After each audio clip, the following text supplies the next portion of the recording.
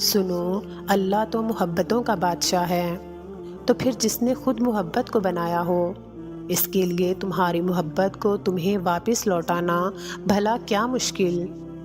جس کے ایک کن نے اتنی کہانیاں مکمل کر دی ہوں، وہ پھر کیسے تمہاری کہانی کو ادھورا رہنے دے سکتا ہے؟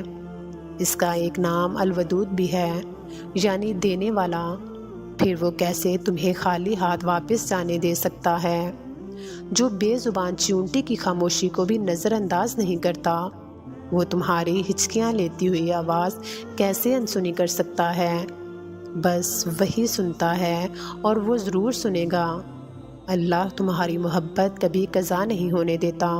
جب تم اس کی محبت اول رکھتے ہو نا، اور جب تم اس پر توکل رکھتے ہو، تو وہ بھی کبھی بھی اس توکل کا مان نہیں توڑتا۔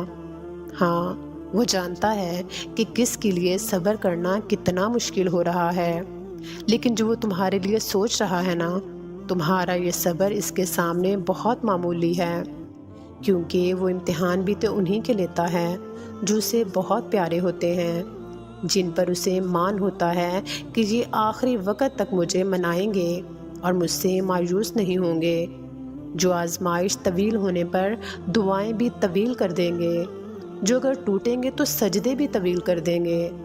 صبر اور دعائیں کرنے والے اللہ کو بہت پیارے ہوتے ہیں۔ وہ اگر آزماتا ہے تو یقین رکھنے والوں کے لیے مدد بھی بھیجتا ہے، صبر کرنے والوں کے لیے صلہ بھی تیار رکھتا ہے۔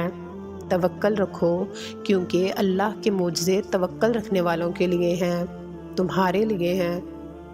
اور جب اللہ آپ کا نصیب لکھتا ہے نا، تو وہ اس نصیب میں یہ بھی لکھتا ہے کہ اس تقدیر کو میرے بندے کی دعاؤں کے سوا کوئی بھی نہیں بدل سکتا۔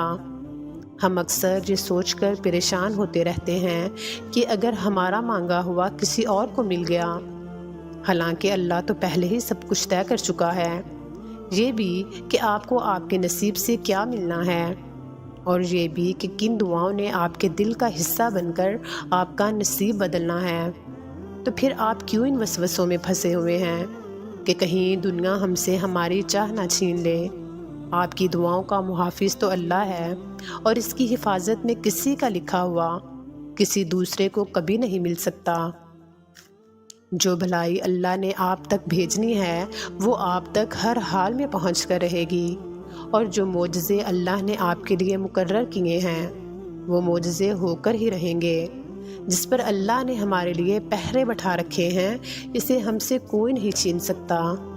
بے شک وہ غفار بھی ہے، وہ قہار بھی ہے، اور وہ ہر چیز پر قدرت رکھنے والا ہے۔